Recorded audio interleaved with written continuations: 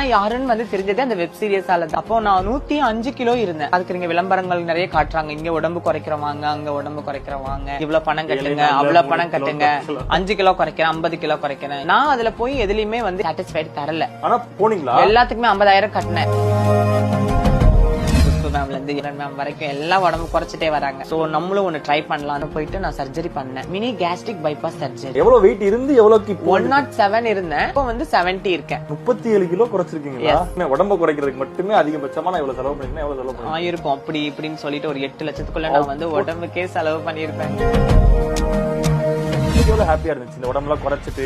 நான் உண்மையா சொன்னா 3 மாசம் வரைக்கும் ஏன் பண்ணணும்னு தான் யோசிச்சேன். இந்த சர்ஜரி சாப்பிடுவாங்க, ஆசையா இருக்கும், ஒரு சாப்பாடு கூட உள்ள போகாது, சாப்பிட்டா வாமிட் வந்துடும் எனக்கு. அந்த ட்ரீட்மெண்ட்டுக்கு இவ்வளவுதான் சாப்பிடணும்னு ஒரு லிமிட் இருக்கு. ஒரு 1.5 வயசு குழந்தைக்கு பண்ற மாதிரி அந்த வயிறு சின்னது பண்ணிருக்கும். ஓ, அந்த குடலுக்கு இவ்வளவுதான் எடுத்துக்க முடியும். இதுக்கு மேல எடுத்துட்டா வாமிட்டா வந்துடும். சொல்லவே வார்த்தைகள் இல்லை. செத்தரலாம், ஏதாவது சூசைட் பண்ணிக்கலாமா பெசாட்ல இப்படி வாழ்றதுக்கு? என்ன நம்ம ஒரு ட்ரெஸ்ஸுக்காக தான் அந்த உடம்பு குறைக்கணும்னு ஆசைப்பட்டேன். எனக்கு ரொம்ப நாள் ஆசை பாவாடை சட்டை, தாவணி பாவாடை போட்டு பாக்கணும். இதுக்காகவே உடம்பு குறைச்சு ஃபர்ஸ்ட் அதுதான் போட்டேன். சாரி எல்லாம் கட்டினா ரொம்ப ஃபிட்டா கட்டணும்னு ரொம்ப நாளா ஆசை. உடம்பு அங்கங்க இருக்கறனால அது ரொம்ப வல்கரா தெரியும், அங்கங்க பிதுங்கி. அதெல்லாம் இல்லாம சின்ன மாடர்ன் ட்ரெஸ், ஒரு கண்ணாடி முன்னாடியாச்சும் போட்டு பாக்கணும்னு ஆசை வராதா? ஒரு 1 பீஸ் போட்டு பாக்கலாம் எப்படிதான் இருக்கும் அப்படின்னு சொல்லிட்டு. தெரியறதை விட ஒண்ணு மாதிரி இருக்கா, ஒண்ணு தோத்துருவான்னு சொல்லுவாங்களாங்க எதிர்பார்க்கறது தான். என் வாழ்க்கையில என் காதுல அது கேட்டு புளிக்கிற அளவுக்கு நான் கேட்டுட்டேன். அதனால நான் ரொம்ப ஹாப்பி. ஏன்னா யாரை பார்த்தாலும் ஃபர்ஸ்ட் என்ன வந்து என்ன கேக்குதுன்னா, இவங்களும் உங்க ஆளுங்க தானா?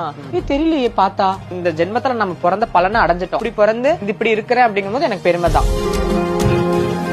காதல் வாழ்க்கைன்னு ஏதாவது இருக்கு? காதல் நிரந்தரமே இல்லாத ஒண்ணு. உண்மையா இருக்கிறவங்க அதான் சொல்றேன், 100ல ஒரு 1-2 பேர் உண்மையா இருக்கிறவங்க இருக்கலாம். நான் எனக்கு தெரிஞ்சு நான் பார்க்கல இப்ப வரைக்குமே.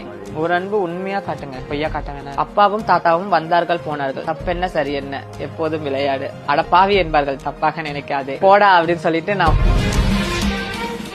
திருப்பி அந்த ஒரு காதலுக்குள்ள போகலாமா அப்படின்னு. ஐயோ ஹாய்னா ஹாய், பாய்னா பாய், பாய் பாய்.